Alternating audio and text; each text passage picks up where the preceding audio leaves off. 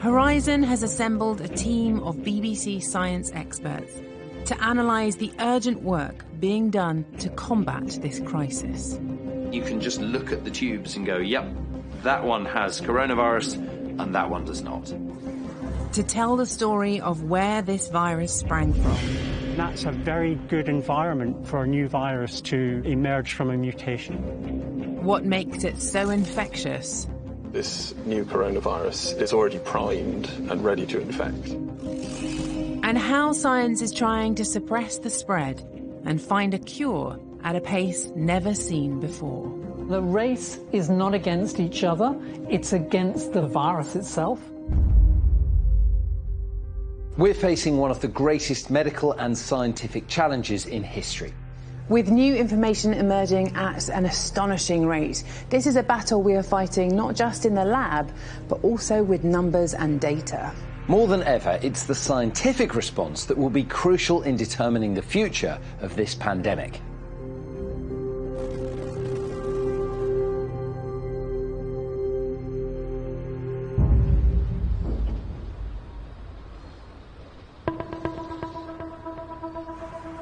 We may never know the exact origin of this pandemic. But some scientists believe the very first cases of COVID-19 started somewhere in central China as early as November last year. In December, a 57-year-old seafood trader in Wuhan phones in sick to say she has a fever and a cough. By the 18th, the symptoms are so severe, the woman is admitted to hospital. A few days later, several more patients are admitted with similar flu-like symptoms. On December 24th, doctors collect the first sample for genetic sequencing. And 5 days later, the Wuhan Center for Disease Control begins an investigation into the source of an outbreak. They discover that many patients work at Wuhan Seafood Market, where wild animals are also sold. At Wuhan Central Hospital, a doctor called Li Wenliang receives a lab report that suggests the infection might be caused by a SARS-like virus. As news of the outbreak starts to circulate on social media, the Chinese authorities are forced to tell the World Health Organization.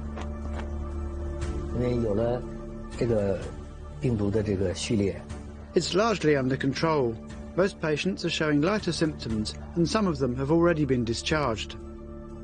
The Chinese Center for Disease Control blames wild animals as the source of the mystery virus, and they order the closure of the seafood market on January the 1st. In central China, an outbreak of an unknown pneumonia-like virus, which officials say comes from the same family as the deadly SARS virus. Just 2 weeks after collecting the first sample, Chinese authorities announced the identity of the virus. But it's not the SARS virus. While it's from the same coronavirus family, this is a completely new strain.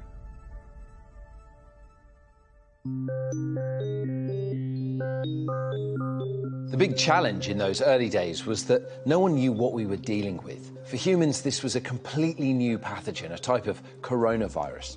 Now, viruses are extraordinary things. Some people say that they're not living organisms, but really I think of them as the simplest form of life.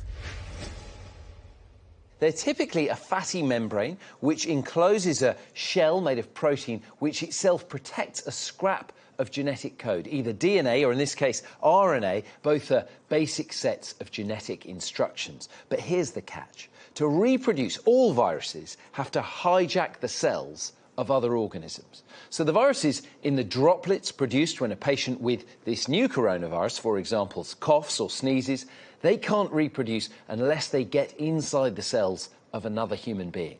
And they get inside the cells using these red protein spikes on the surface of the virus. Now, these bind to receptors on the surface of the cell. And that allows them to get inside the cell. They shed that membrane and the protein capsid, and then the virus genetic code is interpreted by the cell as its own genetic code. and that turns the cell into a virus factory, creating thousands more copies of the virus. Viruses infect all life forms, animals, plants, even bacteria. The current pandemic of COVID-19 is caused by a coronavirus. Corona is the Latin name for crown, and these viruses look like round balls covered in these spikes, giving them this crown shape. This coronavirus is one of many. There are 4 that commonly circulate in humans, some of which we think have been around for hundreds, even thousands of years. And they usually cause cold and flu-like symptoms. The problem comes when a new strain of coronavirus emerges, like the one that caused the SARS outbreak in 2003 or this current pandemic. But where do these new strains emerge from and why?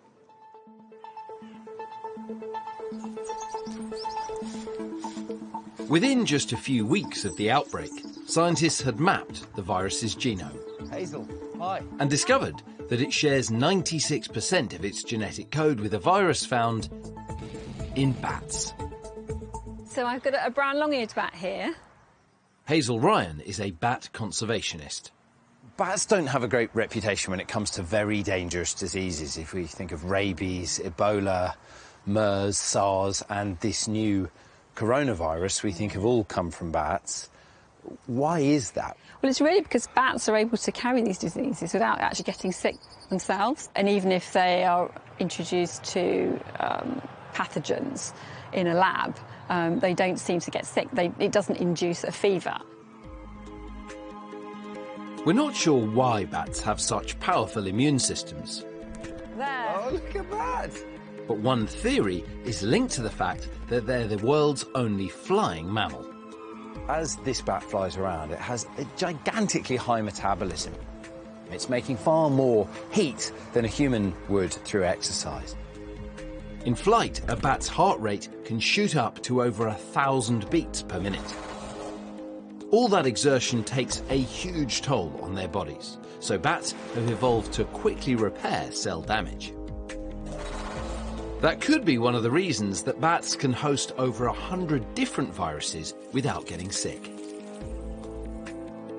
But how does a virus make the jump from a bat to a human? A bat coronavirus can infect another bat because spike proteins on its surface have adapted to attach to the cells of that species. But they can't usually attach to the cells of another species. However, that can change. So, the remarkable thing about bats is that bats live in their own cities, groups of tens of thousands or even millions of individuals. And a city, a group of animals that big is a unique environment because that enables viruses to be continually passed around. As they pass from bat to bat, the virus's genetic code is copied billions of times. But with so many copies being made, errors can creep in, called mutations.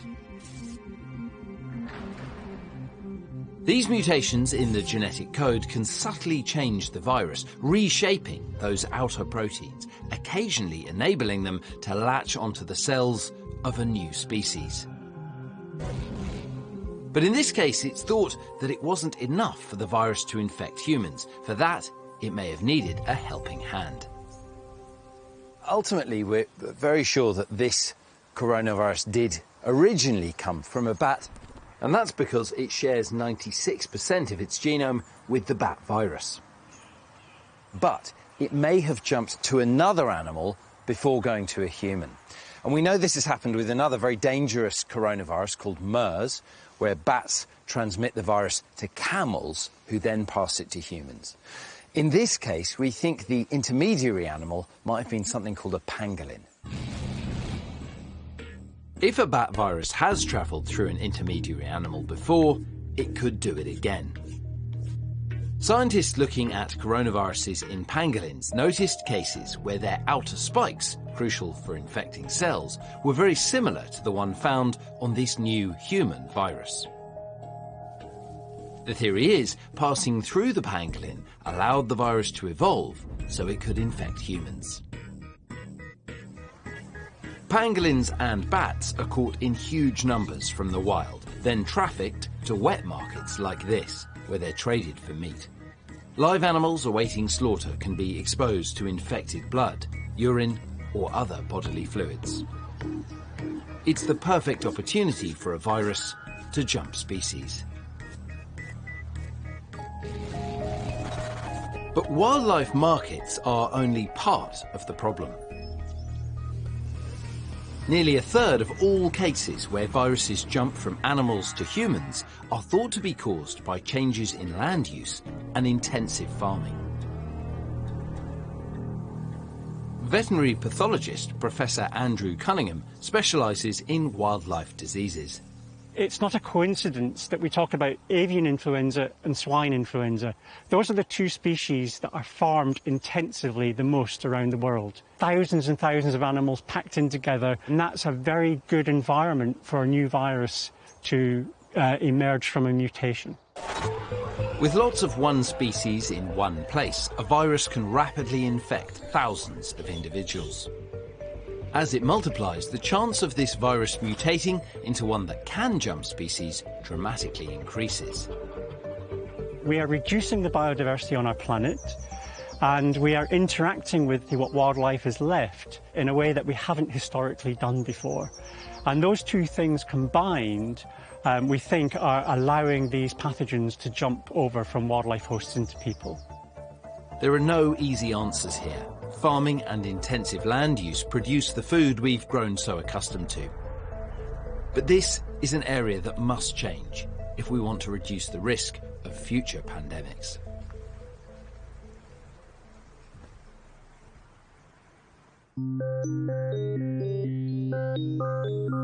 At the start of an outbreak like this, when you don't know very much about the biology or the impact that a virus has on the body, numbers become a key weapon in working out how it might grow. And that's because infectious diseases, they spread through a population in a very mathematical way. And that means that even when you've got very little data for a new outbreak, you can track where we are along that trajectory, and you can scroll forwards to see how things might unfold. So let me show you a graph of how the world's COVID-19 deaths have evolved over time. And I'm going to compare that to some previous outbreaks, SARS, MERS and Ebola.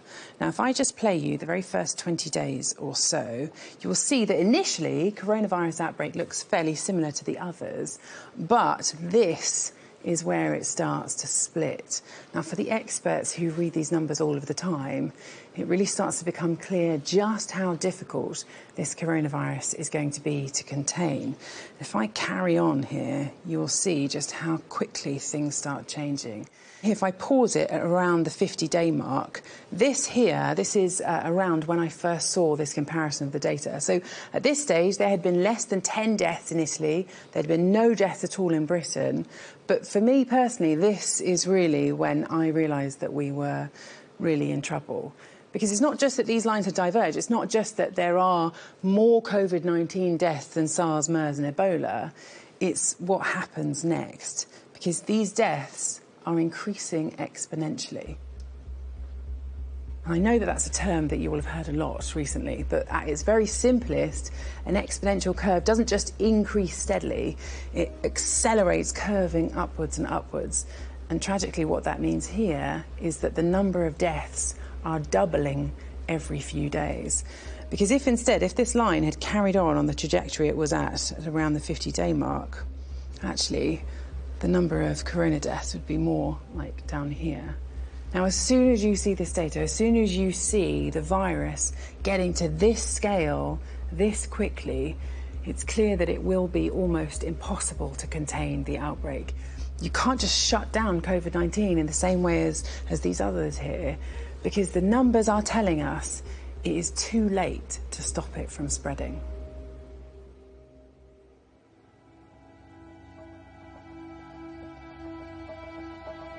The first indication that this wouldn't be contained within China came in mid-January, as a case beyond its borders was confirmed.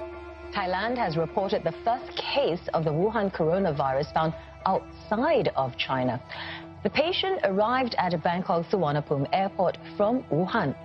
As hundreds of thousands leave Wuhan to celebrate the Chinese New Year, there are rising fears that the virus will be disseminated across the country. January the 23rd, 2 days before Chinese New Year. Wuhan goes into lockdown to prevent further spread. The gates of the city clanging shut. Wuhan, home to more than twice the population of Scotland, 11 million people, now sealed off from the outside world. Most public transport stops and all shops are shut, except those selling food or medicine. Within hours, the bustling city of Wuhan becomes a ghost town.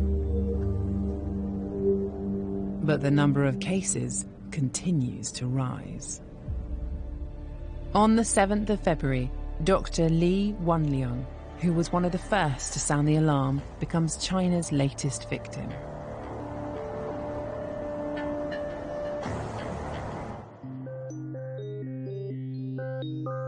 Like the other types of coronavirus, this one enters our bodies through our mouth, our nose and our eyes. And then it binds to cells in the upper respiratory tract. Now, the most common symptom seems to be fever, and that's part of the immune system's response, evolved, we think, to make the body a less hospitable environment for infections. Inflammation in the throat and in those airways causes that dry cough that lots of patients have, and many people have also reported a total loss of smell and taste. But it's when the virus starts to replicate deep in the lungs that it can become a really serious problem.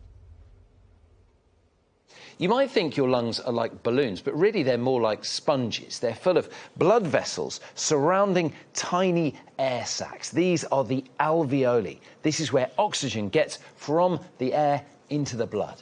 Now, when cells in the alveoli get infected, it causes a viral pneumonia. Your immune system responds. Chemicals called cytokines draw white blood cells into the area to help fight the infection.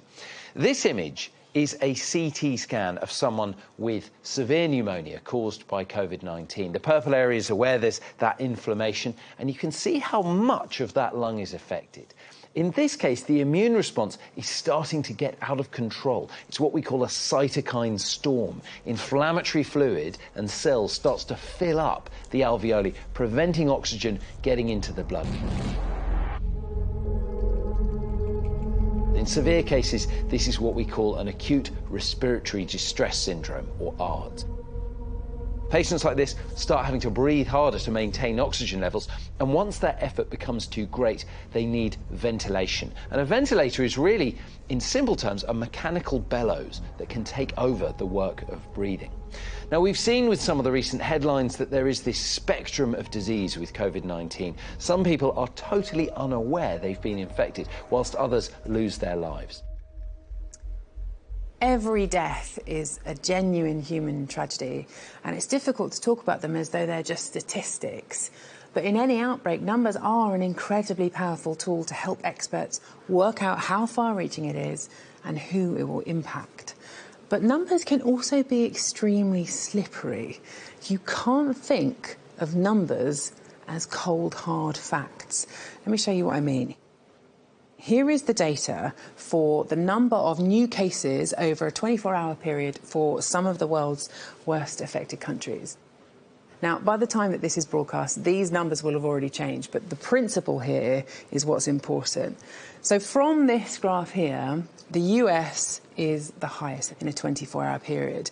Meanwhile, Italy, the UK and Germany are roughly about even. Now, this data is very valuable, but it is not the complete picture, because you cannot tell how many people have the virus unless you are testing them. So if instead I show you the number of tests that have been conducted in that same 24 hours, you will see something quite different. Now, again, the US here are the highest with 100,000 tests in 24 hours. But look at this. Italy are testing more than 3 times the number of people as the UK, and Germany here are conducting about 5 times more tests. Now, all of this points to the suspicion that the UK actually has way more cases than the numbers suggest. Some scientists have even estimated that we are only recording between 5 to 10% of symptomatic cases. And that is part of the reason why you will see analysts increasingly talking about deaths rather than cases. Now, let me show you the data from China for the proportion of serious cases and deaths by age group. There is no doubt that this is a virus that disproportionately affects older people. But this here isn't the entire picture, and it's very easy to miss something significant, because if you look at the total number of reported cases, far more people in their 40s and their 50s are catching this disease than people who are in their 70s and 80s. And that means that there are still many people under 50 who are still seriously affected.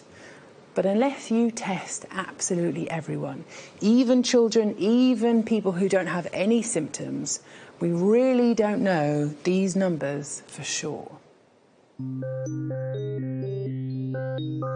Whatever the difficulties with the data, there's a clear demographic pattern here. We would typically expect high risk of death for the very young, then it falls as you are a young person, adolescent, and then it gradually rises again through middle age toward old age. Joy, we've seen evidence that there may be something about these novel coronaviruses that is different in young children. What might that thing be? What's really interesting is that children get less severe disease. So one possible hypothesis is around the ACE2 receptors that the coronavirus is binding to, which are particularly found in your lung epithelial tissue. So if we look at the section of lung tissue here, lots of people may be aware of these sort of hair-like cilia that waft bugs and dirt back out so they can be coughed up. These are the lung cells. And this is an example of the kind of tissue where those receptors that the virus can bind to are found. And do we know if those receptors are different in children? Yes, they are different in children, and there has been work, particularly during the SARS-2 epidemic, so papers that were published kind of soon after that. Unfortunately, that work stopped. But I believe as a scientist that there must be something more specific to SARS and to COVID that is causing this pattern. So why exactly those very young people are spared is not clear. Are they in some senses completely immune? Yeah, I think there are two very dangerous myths. So the first one is children are immune, they're not getting the infection. That's wrong. And then the second myth is that children will never die. Children, are not vulnerable at all. And that is incorrect. So in the latest data, which are still from very limited numbers, it's projected to be around 0.006%. But if you apply that to a large number of children, so in the UK, 13.5 million children, that's still going to be about 800 deaths. So this is really a critical myth to bust. There's been also some interesting data coming out that men, particularly men in China, seem to be at greater risk of severe disease and death than women. What do you think about that data? Well, as a woman, I like to think we have superpowers, and there is some evidence that some of the X-linked chromosome immune functions, because women have two X chromosomes, may mean that we have a stronger immune response, for example, to viruses. But there are also gendered health behaviours, so smoking. So in that population of Chinese men, they were of a generation where women hardly smoked. So the smoking risk factor is very much more with men. Joy, thanks very much. As global deaths rise to over 500, the World Health Organization declares there is no known effective treatment. With 25 countries now infected, labs around the world are in a race against the virus to create a vaccine. It requires international effort and resources. The world's best brains have been mobilized. Our greatest hope lies in science. Meanwhile, in Wuhan, there's a glimmer of hope. China's daily infection figures dropped below 2,000 for the second day. The price has been high, but it looks like the brutal lockdown is beginning to work. China has rolled out probably the most ambitious and I would say agile and aggressive disease containment effort in history. But what worries me most is, has the rest of the world learned the lesson of speed? One country where the lesson of speed has been learned is South Korea. They suffered another coronavirus outbreak in 2015, the MERS virus, and the country has been preparing for another epidemic ever since. With the number of cases rising fast, the health authorities embark on mass testing rather than lockdown to suppress the spread. Drive-through clinics have been set up to test as many people as possible. Patients don't even have to get out of the car as the swabs are taken, and crucially, it avoids medics coming into contact with those infected.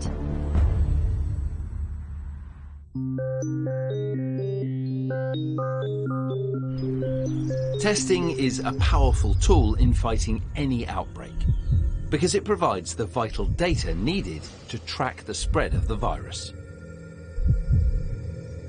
One of the problems is that it's really hard to tell from symptoms if you have the new coronavirus. So even if you do have a fever and a dry cough, those symptoms could be caused by lots and lots of other viruses. So the only way to be sure is through testing. But it's much easier to talk about testing than it is to actually do it.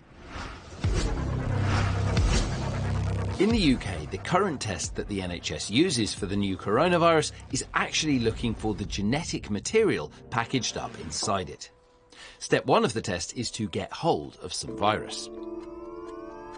We know that it attaches to receptors in the mouth and down into the airways. So the best way of getting hold of a bit of it is to swab the tonsils and get some snot from the nose.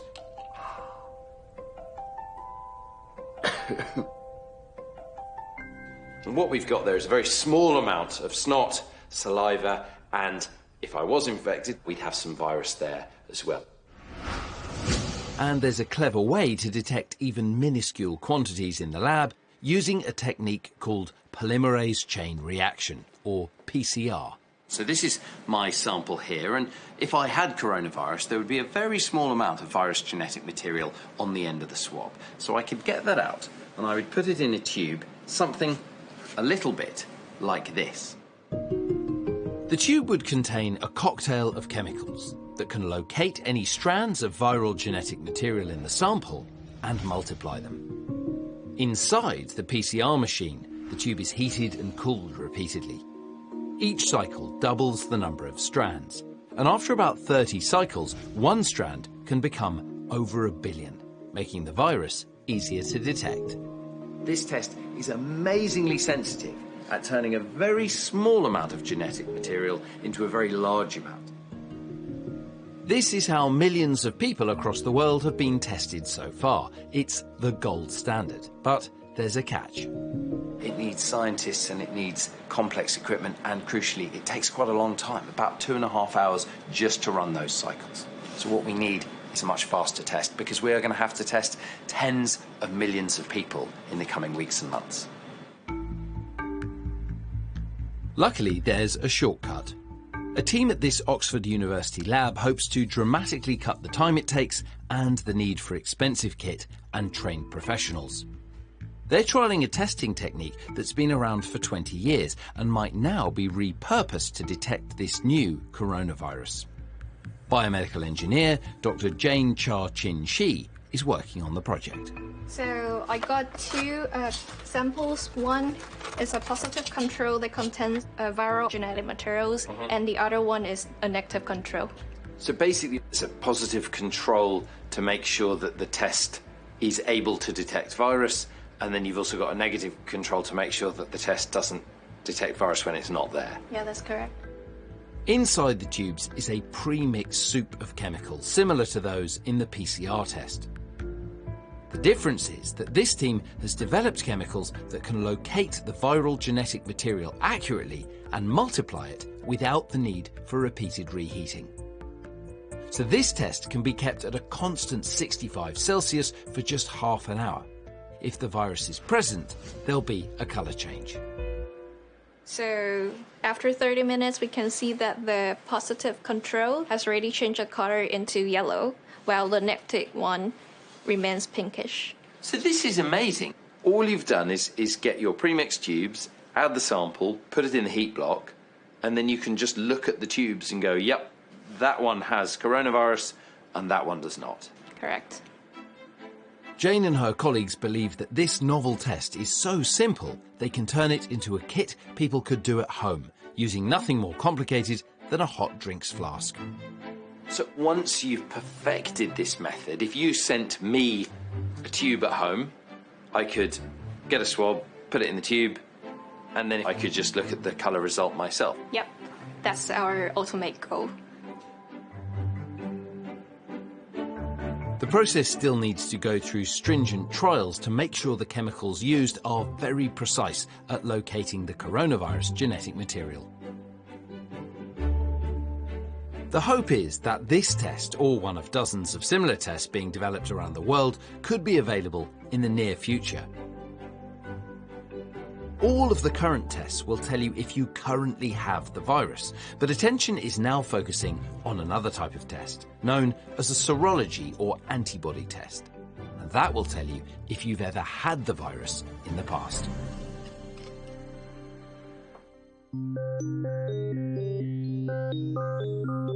How does knowing whether or not people have antibodies in their blood, so evidence that they have previously been infected, how does that change the way we think about a disease?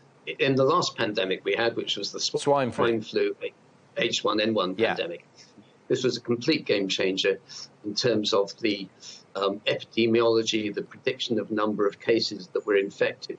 And we are able to predict that actually there weren't going to be as many deaths as we thought there would be.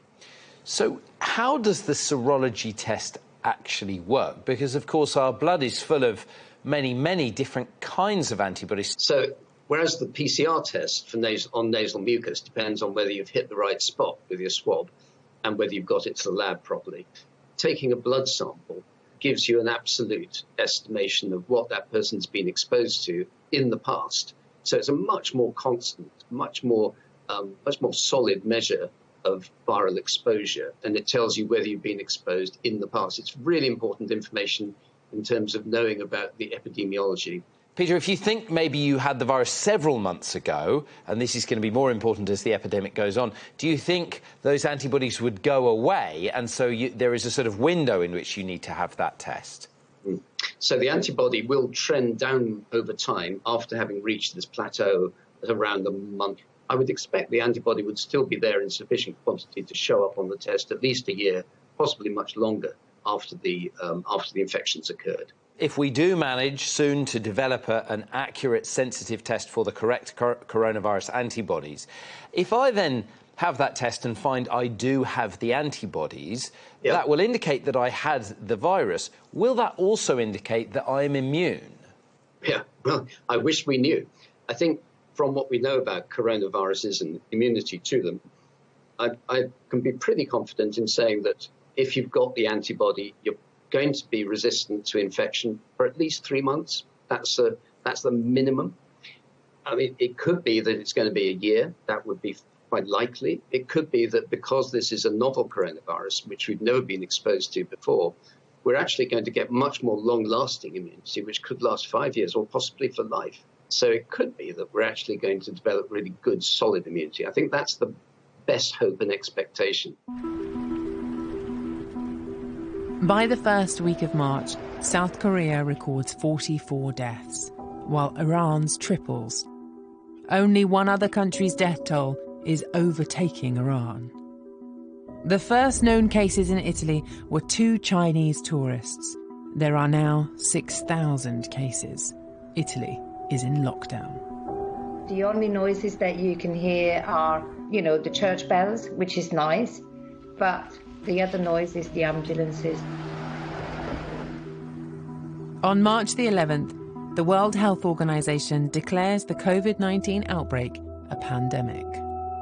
We have therefore made the assessment that COVID-19 can be characterized as a pandemic. With the death toll nearing 2,000, Italy is on course to overtake China as the world's worst hit country. Europe is the new epicenter of the disease. One of the most important things that scientists need to work out is how many people, on average, a contagious person could infect. Now, the scientists call this the transmission rate, or sometimes they refer to it as the R0. And the R0 of seasonal flu is around 1.3. Let me show you what that actually means. Every square on this chessboard is going to represent a new round of transmission. If we start off with one infected person, they will go on to infect 1.3 others, which I'm going to represent with 1.3 grains of rice. Now, each of those people are also going to go on to infect 1.3 others. So by the second round of transmission, it's up to 2 people. These numbers, they're going to steadily increase each time until 8 rounds of transmission, when it will be up to 8 new people contracting the seasonal flu. Now, the transmission rate, the R0 of COVID-19, is approximately 2.5. And that doesn't seem like it makes much of a difference, but even this very small change actually has a dramatic impact. Because the first transmission means that 2.5 people will get infected. The second round, it's 6 people. And by 8 rounds of transmission, it is this many people. That means that if we did nothing, one single infection would spark off a chain of transmission that within 2 months would leave 99,339 people infected with the virus. And based on some estimates, that means that up to 1,000 people in this single chain of transmission would go on to very sadly lose their lives. Now, this is terrifying. However, there is also some better news, because best estimates from research released last week is that with all of the social distancing measures we currently have in place, the transmission rate of the new coronavirus in the UK has plummeted to 0.62. So just by staying at home, we all have it in our power to change the course of this pandemic. But what is it about this virus that makes it so infectious?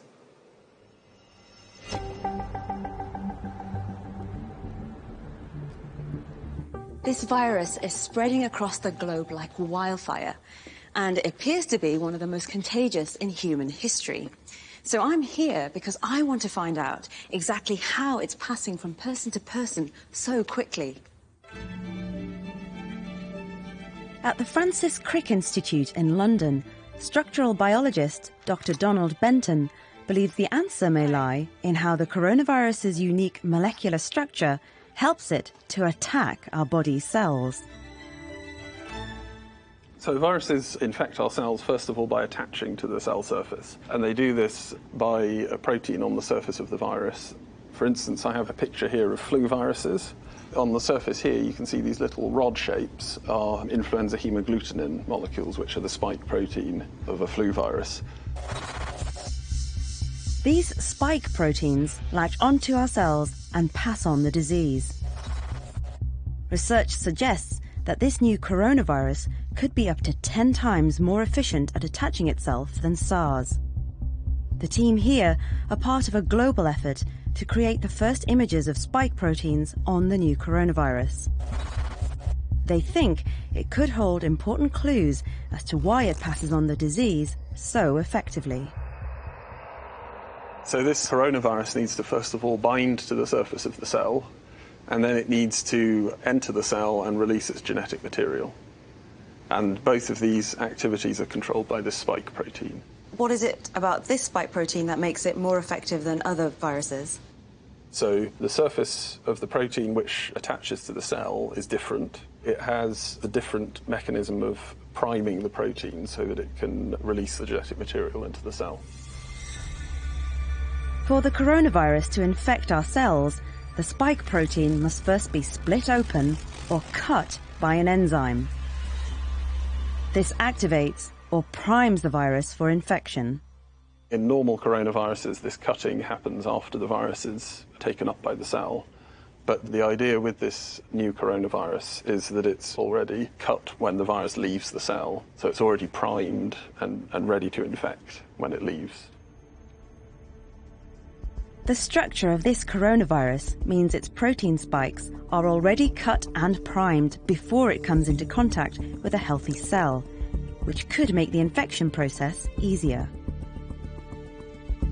So by having that one less step, it's a quicker process for it to be able to replicate. So it could make it more transmissible.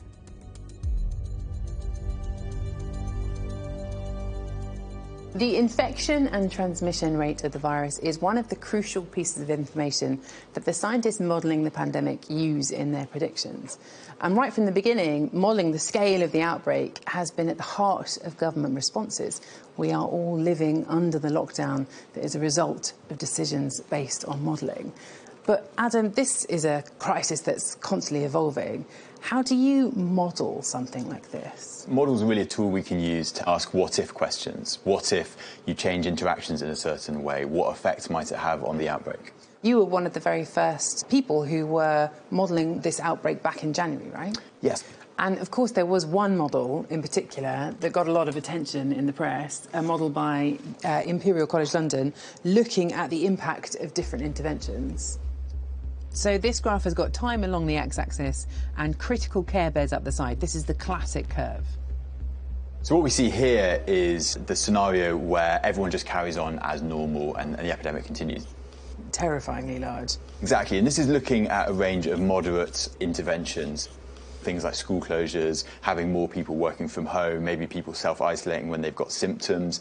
And you can see that all of these different measures will slow the outbreak, so it will mean that there's less transmission, the peak is happening later, there's a reduction in the size, but it's not a huge reduction. Yeah. Even with all of those interventions, when you actually include the critical care line, this is kind of a worrying picture. Yes, this line is what was likely to be the capacity of critical care, so intensive care unit type beds in the UK. You can see that although some of these interventions reduce the size of the peak a lot, in terms of the demand you're requiring in hospital, it's still many, many times larger than the likely capacity that would be available. It's not enough. Nowhere near enough. And that's why we're in lockdown now. Yes, so this model and a number of other ones showed that you couldn't have these single, fairly moderate interventions that would be enough to make this manageable for the NHS. That really, without more dramatic reductions in transmission, these lockdown-type measures, you weren't going to flatten the curve enough to get below this line. This is where we were. Is it where we still are? Lockdown measure is going far, far beyond what any of these shorter, maybe kind of slightly lighter measures are doing. So I think it's likely our case numbers are now going to be much, much lower because we've got this lockdown in place. Is there a date in the future that we can hope for lockdown to start to be lifted? It will probably be looking at the period of a few weeks. In China, for example, they had a lockdown of about 2 months before they started opening up. Other countries in Europe are now starting to think about lifting things. But it's this really tough balance to strike, because if you lift it too early, you're still going to have a lot of infection in your population and the outbreak can take off again. But obviously, the longer you leave it in place, the tougher that is on a population. Across the world, to help lift the lockdown, scientists are racing to create a vaccine. And just 69 days after the virus was sequenced, human trials for a vaccine begin in the USA. The first patient, a 43-year-old from Seattle. On March the 23rd, the UK joins Italy, France and Spain by declaring a nationwide lockdown. COVID-19 is also tightening its grip on the US, where there are already around 42,000 cases and 470 deaths.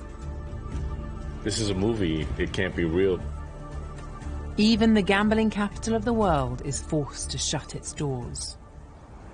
On the day the 2020 Olympic Games in Tokyo is postponed, the Indian population of 1.3 billion is given less than 4 hours' notice of a total lockdown. On Tuesday night, India's Prime Minister ordered citizens to stay at home for the next 3 weeks. Lockdown. A 3-week lockdown has been announced in South Africa. President Muhammadu Buhari has declared a curfew, restricting movements in Lagos. 22 days after the World Health Organization declared COVID-19 a pandemic, around a quarter of the planet's population is in lockdown, and the number of cases around the world passes 1 million.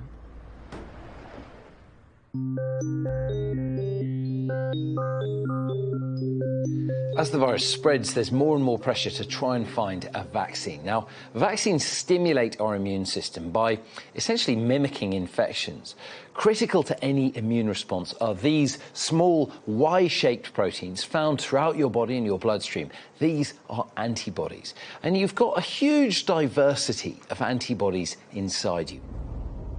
And each different one binds to a specific pathogen, a virus or a bacteria, and they latch onto the outer surface and deactivate it. Now, during an infection, your body ramps up production of the particular antibody that attacks the thing that is infecting you. But this takes a little while, so the first time you get an infection, the virus can take hold and replicate before there are enough antibodies produced to contain it. But your immune system remembers almost every infection that you've ever had, and it maintains those antibody levels from previous infections. And that's why you can't get most viruses twice. Since none of us have ever encountered this coronavirus before, we don't have any antibodies ready to stop it replicating, and that means we can become critically ill or even die before enough antibodies are made. Now, what a vaccine does is it gives our immune systems a safe shortcut. It usually involves injecting an inactivated, dead sample of the virus that can't cause any symptoms. It won't make you ill, but it will stimulate the body to make lots of those specific antibodies that can fight the actual virus if you ever meet it. Now, finding a safe, effective vaccine is far from easy, but scientists are looking for innovative solutions. Professor Robin Shattuck and his team at Imperial College London are trying to develop a world first: a safe and effective synthetic vaccine using cutting-edge genetic techniques. Can you explain to me the difference between a conventional vaccine and your approach? What's different about our vaccine is what we want to use is the spike on the surface of the virus. That corona that you see on those pictures of those red spikes sticking outside. Robin's plan for his vaccine is to introduce just the outer spike of the virus into the body. Even though it is only a part of the virus, it should trigger a powerful response from the person's immune system. But unlike traditional vaccines, he's building the spike from scratch, using the virus's own genome, its genetic blueprint. Chinese scientists published the genetic sequence of the virus on the 10th of January. We were able to identify from that sequence the genetic code that encodes the protein that's on the surface of the virus, what we call the viral spike, and use that to design our prototype vaccine. Robin's vaccine contains the spike's genetic recipe. It should trick our body into making the spikes itself. In here you can see we have vials of our prototype. The vaccine is injected into the muscle, and that blueprint, that code, tells the muscles to start churning out the spikes that would normally be expressed on a whole virus. Even though it's our own body producing the spikes, the immune system still recognises them as foreign and produces antibodies to combat them. So the muscle will start producing lots and lots of spikes, and the idea is that that will rouse the immune system and you get the antibody response, and that can hopefully protect you against infection by this particular virus. That's exactly how the vaccine works. The real advantage of Robin's approach is that because the vaccine is synthetic, built entirely in the laboratory, it can be produced in volume, incredibly fast. So these flasks contain bacteria that are producing the genetic material that's used to synthesize the vaccine. These bacteria can produce the genetic template within a day, essentially, and so that's really quick and fast for starting the whole process. The bacteria are genetically modified to produce the template, which is sent to an industrial laboratory to produce on a vast scale. So you really have recruited a microscopic army, haven't you? Absolutely. Here, bacteria are our friends. This capability has inspired them to aim for an ambitious target. Now, the thing that's really exciting is because we can manufacture very quickly, we could have 5 million doses ready by the winter. This is still dependent on successful trials. It would be a world first for a vaccine of this sort. And that comes with its own challenges. A license has never been granted for a vaccine like this. To ensure it's safe and that it works, it must go through rigorous testing. So the next step is we've started a study in macaques with monkeys, and that will tell us whether the vaccine works at preventing infection in that animal model. It's still an animal model. That doesn't mean it proves it will work in humans. But it is much closer to humans. So macaques actually get COVID-19, do they? They do get infected, and they get some degree of symptoms. Robin hopes to have results within a matter of weeks. And his team are just one of over 40 groups involved in developing a vaccine at an unprecedented pace. A group at the Jenner Institute in Oxford is on the verge of starting human trials, while teams elsewhere have already begun. An astonishing global effort. So the good news is there are a lot of people in this race. And the race is not against each other, it's against the virus to get something out there that can save lives.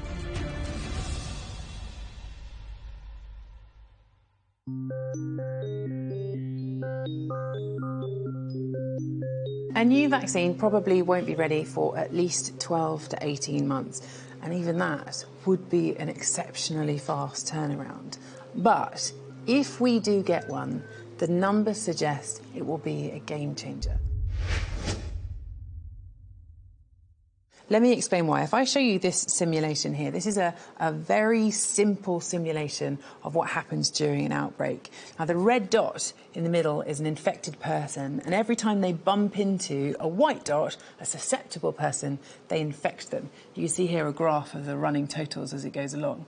Now, over time, people recover and turn yellow, and you can see them up there. Now, this is a totally susceptible population, and by the end, 196 people will have recovered from this virus. However, if you can vaccinate just a certain percentage of the population, let me show you this here. It's the same simulation again, but now the vaccinated people are represented by blue dots. So these are people who are immune from picking up the virus, but they are not just protected themselves. In many ways, they're actually protecting all of the people who do not have vaccinations. All of the white dots here, the susceptible people. You can see that this virus is not spreading through the population in the same way. Now, this is called herd immunity. It can be achieved by a vaccine, but also potentially by people who gain natural immunity by recovering from the virus, as long as there are enough of them, and crucially, if the natural immunity from the new virus lasts for long enough. If you remember R0, that was the number of people that each person goes on to infect. Well, if we bring that into the herd immunity calculation, it tells us that for this coronavirus, you need around 2/3 of the population to be immune to stop the virus from taking hold. And this is why some experts are so worried about a second wave. Because without these vaccinated people, without these people in blue, there is a real worry that as soon as we start to return to normality, even a single infected person could start up yet another serious outbreak on our shores. A vaccine is the hope for the future, but there's uncertainty about when and indeed if it can be made. After all, after 40 years of trying, we still don't have an effective vaccine for HIV, and the fastest we've ever produced a vaccine from scratch is with Ebola, and that took around 5 years. So where else can we look for a solution? Trudy, we're constantly hearing media reports about potential miracle cures for coronavirus. Are we trialling lots of new drugs? So across the globe right now, there's over 600 trials that are testing potential therapeutic interventions for coronavirus, for COVID-19. And they're across the whole spectrum, from really early stages of the disease right through to the severe diseases in hospital. How exactly do antiviral drugs work? Antivirals work by either stopping the virus entering a cell in the first place, or when it gets inside the cell, stopping it from being able to divide within the cell. And at the beginning of the disease is when you get that huge increase in the amount of virus in a patient, and that's really the best place to stop the disease before the worst symptoms can occur. It makes me think that, as far as I'm aware, we don't have any really effective antiviral drugs for the really common viruses that cause severe airway or respiratory infections. In the history of medical science now, we don't have a drug that we can take easily just to treat those respiratory infections, as you say. This is obviously a novel virus. Do we know enough about it yet to start developing brand new drugs?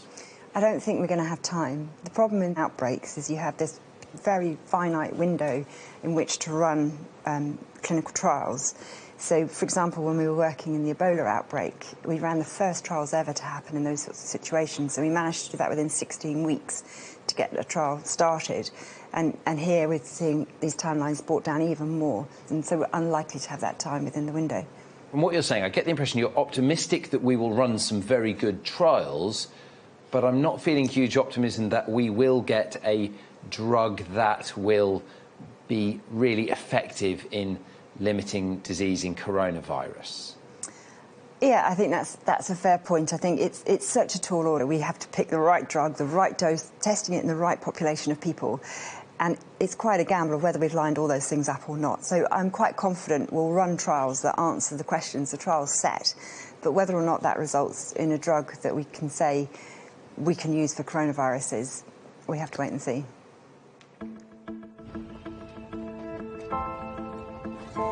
Since the deadly virus first struck in December, it's claimed over 85,000 lives worldwide. In the war against COVID-19, health workers risk their lives every day. Medical researchers trial vaccines, design reliable test kits, and develop epidemiological models to track this unfolding pandemic. This global crisis is hard on everyone. But when it's over, the sacrifices of our health workers and our scientists will be remembered. Never has so much depended on science so urgently. What's remarkable about this pandemic is not just how unprecedented it is and how quickly it's changed the lives of everyone, but the speed with which scientists have responded to a constantly evolving situation.